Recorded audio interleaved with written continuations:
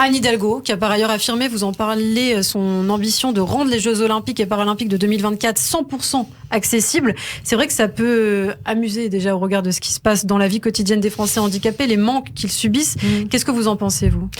Non mais, des Jeux Olympiques et Paralympiques seront un accélérateur de la mise en accessibilité, comme je vous l'ai dit, de nœuds de communication. Mais on ne va pas rendre le métro complètement 100% accessible en 2024. C'est complètement utopique et c'est irréalisable de toute façon.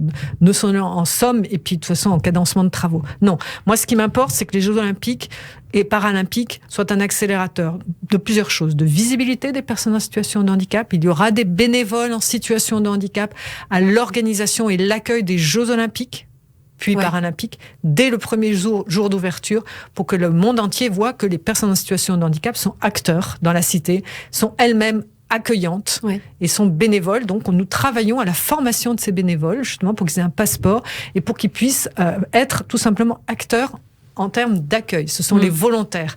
Et puis, accélérer donc l'accessibilité.